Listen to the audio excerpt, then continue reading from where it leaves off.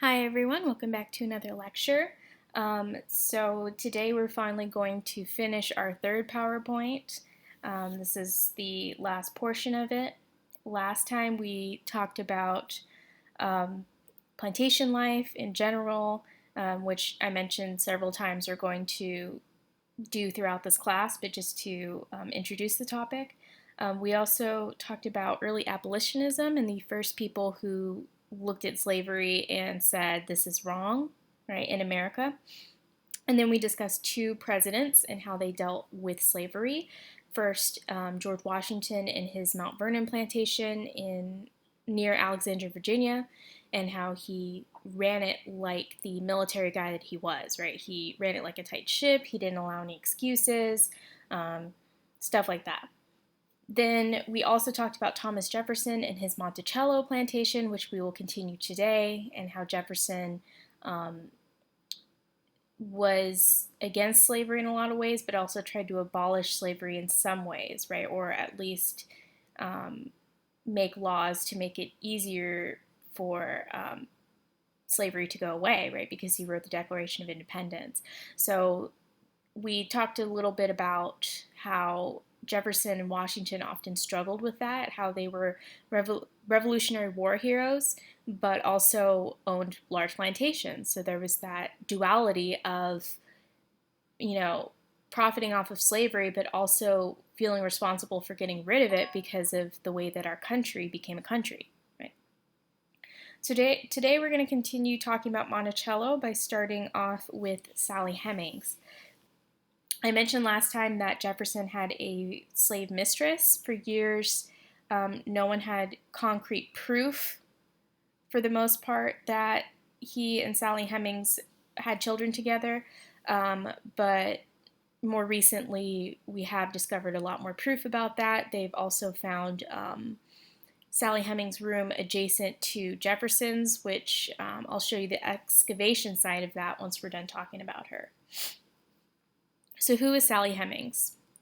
If you want to take a look at video A, this is PBS NewsHour, and they're talking to a couple of Sally Hemings and Thomas Jefferson's descendants, who are clearly mixed race.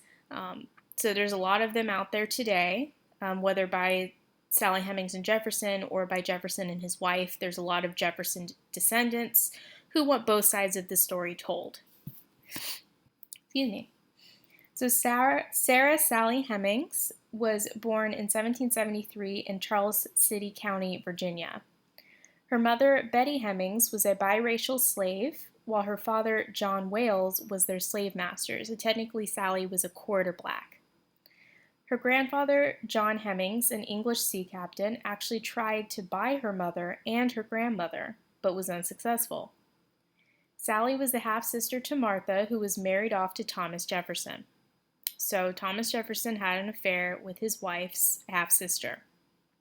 And this is a depiction of Sally. We don't have a clear depiction of her, no pictures or paintings or anything, so this is what people think she looked like. When her father died, all of his slaves, including Sally, were inherited by the Jeffersons and went to live at their plantation. None of them worked in the fields, but only because they were related to Martha, but also because they were majority white. So here's the thing. Sally Hemings was brought to Jefferson's plantation when she was an infant, which makes this extra creepy, right? And because she was so white passing, meaning that she looked very white, she was only quarter black, she was never going to work in the fields. And we'll talk about colorism later on and how that can affect what job you do, right? Because, if you're majority looking white or mixed race, they're going to keep you in the house, I guess because they have some sort of thing against dark-skinned black people, but also sort of praising your whiteness in a way. The fact that you're part white, you get better privileges in some cases. But we'll also talk about how a lot of slaves didn't want to work in the house, and we'll discuss the reasons why. By 1784, Martha died. Thomas Jefferson had 15-year-old Sally Hemings come on his journey to France as a personal maid for his daughter, Maria Polly Jefferson, who was an infant at the time. Okay, so Sally was only 15. She goes off to Paris. Remember I said before that this trip made Jefferson back off his pro-slavery sentiments, and here's why. When they briefly stayed with Abigail and John Adams in London, right, the second president and the second first lady, Abigail said of Sally, "The girl she has with her wants more care than the child and is wholly incapable of looking after her without some superior to direct her." Basically saying, like, what's this girl doing here? She's never taken care of a kid. She doesn't know what she's doing. They stayed in Paris for 26 months, during which time Sally's brother James was also allowed to study French cooking because Jefferson was a huge fan of France. And we'll talk about later with skilled slaves, often the masters would have certain slaves trained in something that they liked the most, like French cooking, so that they could have it at their plantation at all times. Sally was also paid $2 a month for her services, despite the fact that she was still a slave. Hemings could have legally petitioned for her freedom in France, as it was legal for slaves brought there to stay and become free, right? France was a free country, even though they had slavery elsewhere, so Sally could have been free. But while there, she became pregnant with Jefferson's child at the age of 16. By the way, Thomas Jefferson was 46 at the time. Gross, right? She agreed to return to her former life as a slave after Jefferson agreed to free her children when they reached the age of 21. Now, do you guys think that she did that? Or that Jefferson did that? No. They returned to Monticello in 1789, although their first child died upon their return. So she returned for nothing, right? They made the deal mostly for that child, but she ended up losing the child. So she could have been free. Sally went on to have 6 more children for Jefferson, which were recorded without indication of who the father was in his farm book. So I haven't mentioned yet, Jefferson kept extensive records of what went on in his plantation, like meticulous. So everything was recorded. So he did mention his children, but didn't say that they were his children. So the clue was there. We just didn't have proof for years. Sally's duties included being a nursemaid companion, meaning that she raised her half-niece, lady's maid, chambermaid, and seamstress. Okay, so basically taking care of any women that lived in the house, sewing things, cleaning out the rooms, things like that. And here's a depiction of, in a movie, of Jefferson and Sally Hemings. Her bedroom was adjacent to Jefferson's, but she never married. Their children were only required to run errands around the house. As they grew older, the boys were trained in carpentry and the violin, and their sister Harriet was trained in weaving and spinning. Because Jefferson ultimately fell through on his promise to free their children by the age of 21, their son, Beverly, who was 24 at the time, ran away in 1822, and their daughter Harriet, who was 21 at the time, followed that same year.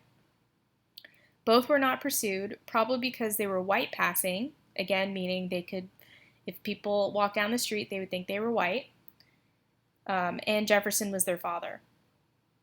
So remember I told you that Jefferson only freed 2 slaves before he died? Those are the 2. Right, his children just ran away. He didn't really free them. They were both able to enter white society in Washington, D.C., and both reportedly married well, so they were able to hide the fact that they were former slaves. Jefferson freed 2 more of his sons while living, and his final 2, those were the other 2, my bad. So there's 2 that ran away, 2 he freed, right, and his final 2 children after his death. I always get that mixed up. Pardon.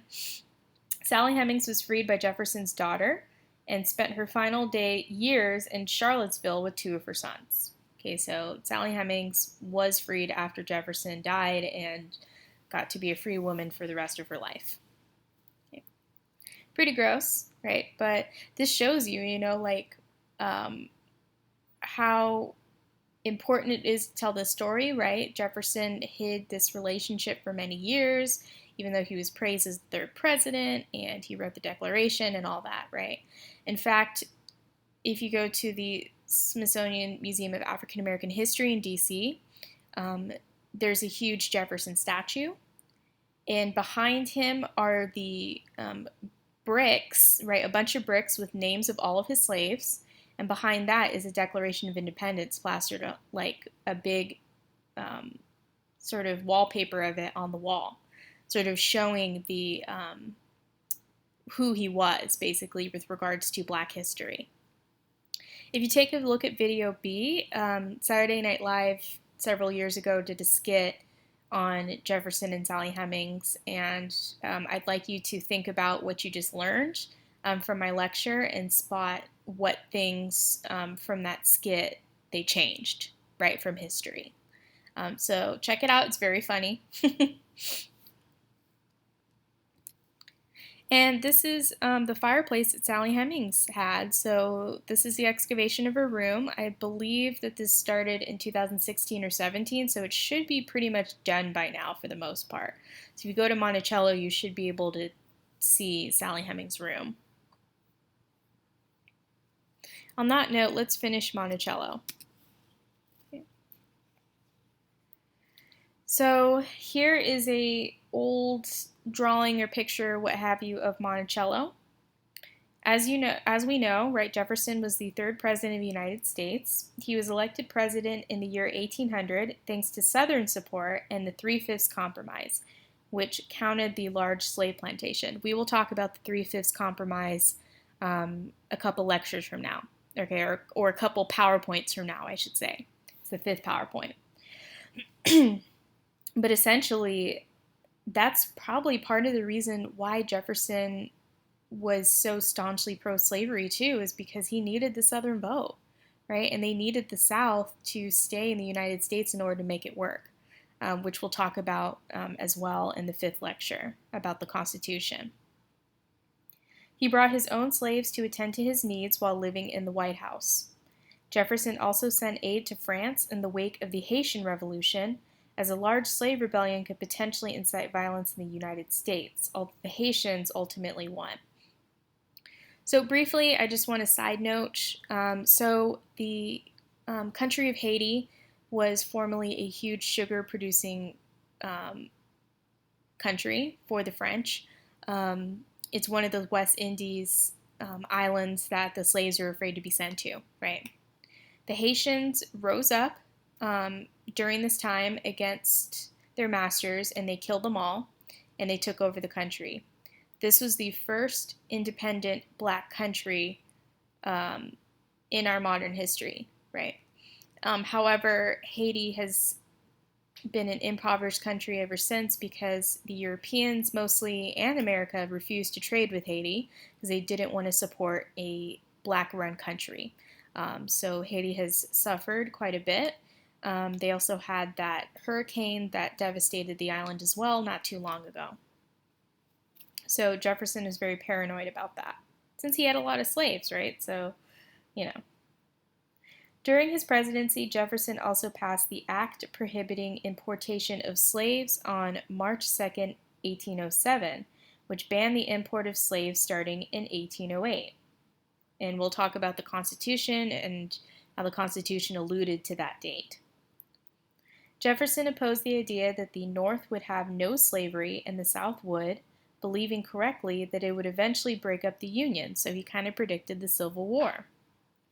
In order to support his lavish lifestyle, Jefferson would often use his slaves as collateral, meaning if he was gambling or he was buying something expensive that he couldn't afford, he'd basically put his slaves up as so he could get loans and stuff, right? That's what collateral is. Like, if you can't pay back your loan or your debt, then they would take what you put up for collateral away from you.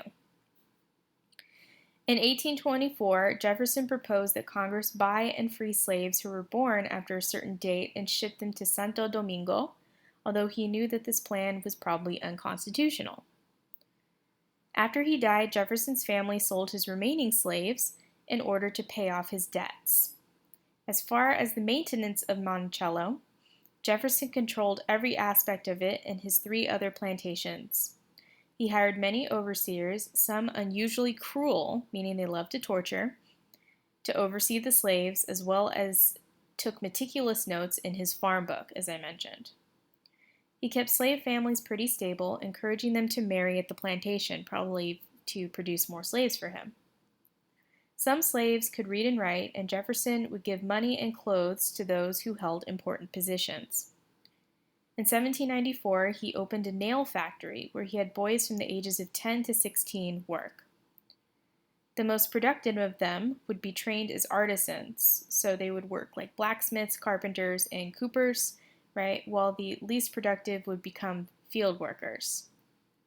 Although he ordered his overseers not to whip his slaves, they would do so whenever he was absent. So basically, Jefferson ran it as a business, right? A business that he could take advantage of if he wanted to buy nice things. So that's sort of the kind of guy he was. Now, this isn't a video at the bottom. It's actually a voice recording, and I point you to when I want you to start listening.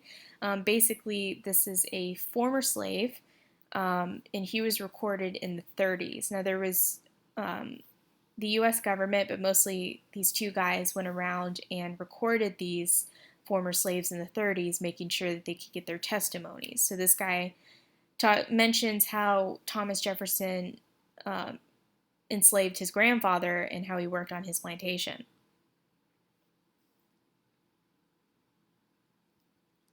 And here's what Monticello looks like today.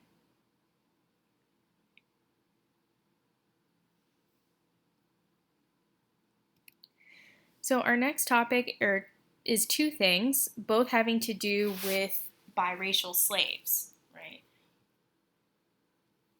So miscegenation and creolization. I already mentioned creolization, but we're going to get a little bit more into it now. So firstly, what is miscegenation, right? You guys are like, what is this, an SAT word? Kind of. I don't think they would have that on the SAT though. So here's a racist picture of miscegenation. This picture specifically was used during Lincoln's second election, sort of trying to get people not to vote for him, or else, black men will steal the white women, So miscegenation means interracial mixing, basically interracial partnerships, marriages, sex, all that stuff. Became more of a problem for white colonists as slavery in the United States increased. Virginia and Maryland were the first to ban marriage and sex between whites and non-whites. Although the laws originally only referred to marriages between white indentured servants and black slaves and indentured servants, it soon turned into an overall ban. So what they feared was that often white women who were indentured worked next to the black male slaves, and thus they would form sexual relationships and have mixed-race babies. Historians have theorized that these laws originally came about as a divide-rule tactic by the planter class, who feared that a joining between European indentured servants and African slaves would lead to more rebellion. So that's the thing too. Not only do you get racial mixing, which sort of mixes up the hierarchy of your system, right, that you say white people are on top and black people are on the bottom, but also if the white women are falling in love with the black men, they could try to help them escape.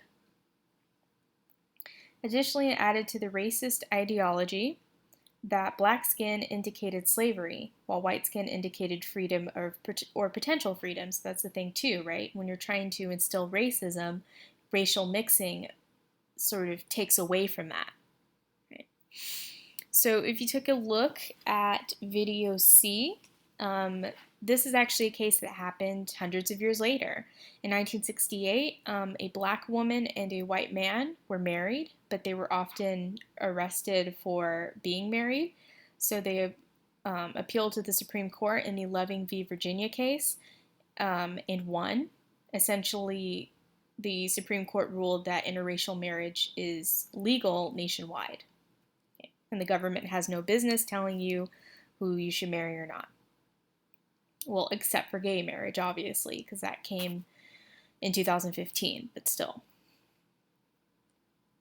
Some abolitionists believe that these laws were akin to pro-slavery as they embodied the same level of racial prejudice. Others, like Quaker planter Zephaniah Kingsley Jr. advocated for racial mixing in order to produce stronger, more beautiful babies. That's the thing that mixed race kids hear a lot, and I've heard a lot too throughout my life, is like, oh, like I want to have mixed race babies because they'll be beautiful like you. Now, that's low-key pretty racist because it's like, you know, why would you say that to somebody and specifically say you're going to procreate with someone to create a beautiful baby? Like, that's not very nice, you know. However, states both old and new enacted these laws, which would only gain momentum during the Jim Crow era following the conclusion of the Reconstruction period. We'll talk about Jim Crow later. Cultural mixing, which resulted in multiracial children, still took place and became known as Creolization. Okay. And here's an example of one Creole woman, although Creole people come in all skin tones, facial features, hair textures, you know. Creolization is a term for the interracial mixing of Native American, West African, and European descent. The act of creolization, when mixing these different ethnicities, creates a new multiracial cultural identity. Emerging during the 16th century, the term also distinguishes the dichotomy between master and slave through the term Creole, which primarily emphasizes the portion of African descent. So they're trying to pull the mostly black part of you out, right? They're saying, okay, even though you're European, partly you're still black, right? So we can treat you as lesser than us. It also distinguishes between those who were born in Africa and those who were born in the New World. Traditionally, we think of Creoles as being partly of French descent, as interracial mixing via concubines was common in colonial French colonies. Remember, we discussed that. From Creolization, we have gained Creole-style cuisine, which mixes African and French-style cooking, you know, like jambalaya and, you know, all the foods of New Orleans, right? Gumbo, etouffee, all that food, right? That's Creole. Creole and Cajun, right? The Cajuns are a little bit more, I believe, of the white side. We also get jazz music from the blending of various music styles from black communities, particularly the sounds of New Orleans, or New Orleans as they say it. And we also get African-esque religions that were popularized in Caribbean Creole communities like voodoo and Santeria. Santeria is the worship of nature with roots in Catholicism. And of course, voodoo is using sacrifices and things like that, you know, using nature and calling to these spirits from beyond. We'll take a look at that in our next topic. The African culture that Creoles tried to preserve is indicative of the overall sense of African-rooted slave culture that culminated during slavery. So they did try to keep a lot of their roots, which will be our next topic. So if you take a look at video D, this is a clip from the show Swamp People, right? These people are mostly Cajun, with some Creole people there too, who live in the bayous of the South and basically hunt alligators, turtles, all that stuff as a living. And they do a lot of cooking. So if you take a look at this video, again, video D, they have a couple of the Creole people on the show, cooking one of their dishes. So you can see what those look like. And here are some Creole people from New Orleans. Again, they come in different skin tones, different hair textures, etc., right? Not every mixed race person looks the same, just like not every person in general looks the same. So as you can see, they're dancing and playing instruments, and that's part of African culture. So we kind of mentioned that before, but let's get into it more now. So preserving African culture, right? How did they keep their traditions in an environment that often tried to get rid of them? So Despite the determination to eradicate African culture from slave thinking, African slaves preserved their culture through folk tales, religion, and spirituality, music, dance, and language. Not only did the preservation of African culture act as a form of resistance, but it also lightened the burden of their oppression, promoted group solidarity, provided waves for verbalizing aggression, sustaining hope, building self-esteem, and often represented areas of life largely free from the control of whites. So let's break that down, right? Group solidarity, right? We're all in this together, meaning that sharing the mutual experience, but also trying to have fun when you can, getting rid of the day's work when you dance and sing and things like that and tell stories, sort of, it's like a form of escapism, right? Escaping your master, escaping the work, escaping the tiredness you feel every day, or the whipping that you maybe got last week. It also gave you hope and self-esteem, right? It made you feel like when you're at home, you have a family, you have a community, you have a party, like you don't feel like a slave in that instance, and that's important. Many of the folk tales that were told originated in Ghana, Senegal, and Mauritania from tribes like the Igbo and the Ashanti. Ashanti tribe is pretty well known as well for being warrior peoples. One example is a story called Why the Hare Runs Away, which was about a trickster. Indeed, African folktales often featured animals like elephants, monkeys, and lions, and they traditionally would tell you some sort of, there's a moral to the story, right, just like any good kid story is. So first of all, the picture here, you can see this guy is playing either a fiddle or a violin, I can't tell. And this kid's breakdancing in the corner, which I think is fabulous. And they're in front of the slave cabins. If you take a look at video E, this is actually a video of an African folktale. So you can see one of these folktales, and it's in a cartoon. So I hope you guys enjoy it. My students always seem to think it's interesting.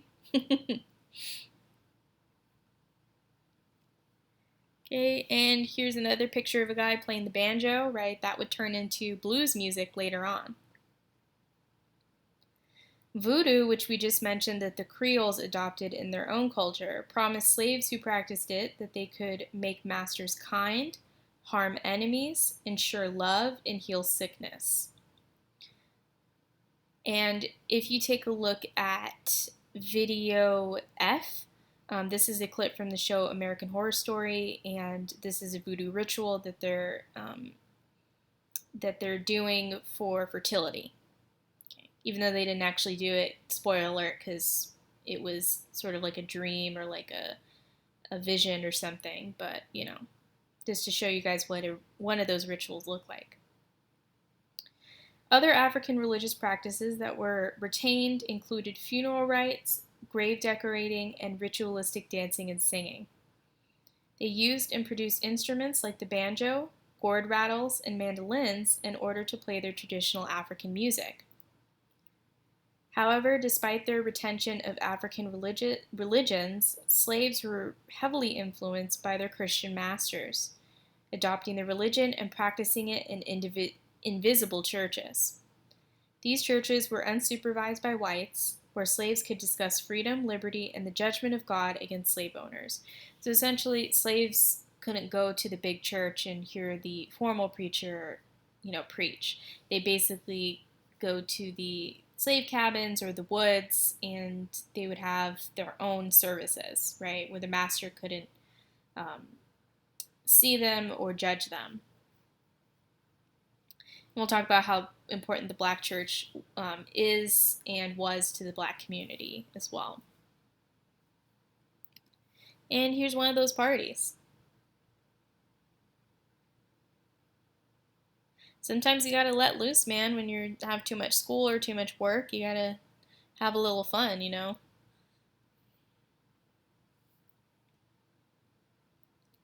So our last topic for today, we are going to discuss the first practicing black doctor, meaning that this is the first African American doctor that we had in this country that was allowed to formally treat patients and make a living off of it. So let's talk about James Durham. Now, this man, his records are kind of spotty in a lot of ways. Like, some people call him James Durham with a U, some with an E. He's also called James Smith. So that shows you that the records we have on him aren't the best. But here's what we know. James Durham was born in 1762 in Philadelphia. He lived and worked most of his early life as a slave, owned by slaveholders who were themselves doctors. So it's easier to become a doctor when you're enslaved by doctors. Dr. John Kearsley was the owner who taught Durham as a child to read and write fluently in French and Spanish. Kearsley also introduced Durham to medicine by teaching him the principles of pharmacy. From this, Durham swiftly gained a variety of health-related experience due to his exposure to Dr. Kearsley's medical practice. After the death of Dr. John Kearsley in 1776, James Durham, at the age of 15, was sold to Dr. George West, who in turn helped the young enslaved person to expand his knowledge of medicine. In 1783, when Durham was 21, he was sold to Dr. Robert Dow, a prominent Scottish-born physician living in New Orleans, Louisiana. Even though Dow enslaved Durham, they would become friends, and he aided him in strengthening his medical training. He allowed Durham to practice on patients of varying race while working with him, which is the first recorded instance in the United States of a black person trained in medicine being allowed to work with patients of any racial background. So he didn't just treat black patients, he treated all patients. Later in 1783, Dow either granted Durham his freedom or Durham paid for his liberation from the earnings he received from the patients he treated.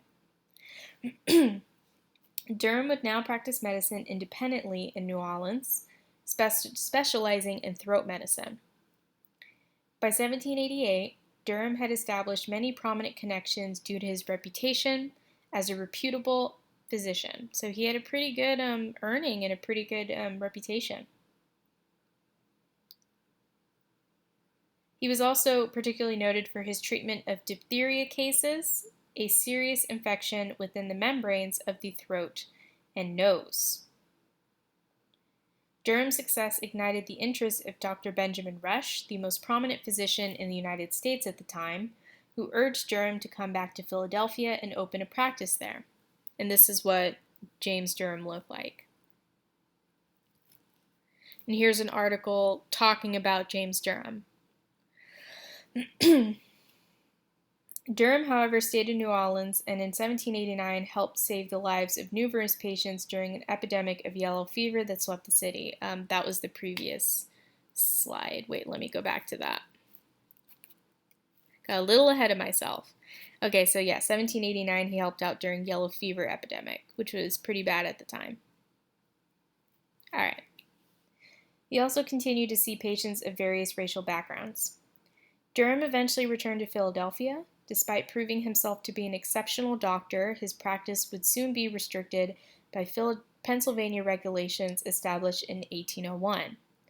These regulations barred anyone from practicing medicine without a formal medical degree. So because he didn't go to college, because he can't, because he was a slave, and then a free black man, he could not open his own practice. Nonetheless, James Durham would continue to practice medicine until his mysterious disappearance in 1802. So he just vanished in 1802. Like, we don't know what the hell happened to him, which is crazy, right? I believe there's like a conspiracy theory or something about how he vanished. Maybe he was sold into slavery. Maybe he was killed because he was too good at what he did. You know, anything could have happened. Maybe he left and just didn't say where he went, you know. So it's very interesting. The last video for today, video G, is some facts about James Durham. And it's important to look at different individuals, especially black professionals during this time, because people don't really talk about them, right? They think everybody was a slave, all black people were slaves, and all of a sudden Harriet Tubman came out and Frederick Douglass and Sojourner Truth. It's like, no, there were more people who were, pushing the boundaries of what you could do based on your race. Now, this is a picture of Dr. Kearsley, Durham's first master. Some believe that this is Durham, but we haven't really proved it. But some people believe that this is, in fact, him, which is interesting. Okay. So that's it for this lecture and PowerPoint 3 in general. So next time we are going to start PowerPoint 4, which is all about the American Revolution. So we'll get to talk about how our country became a country.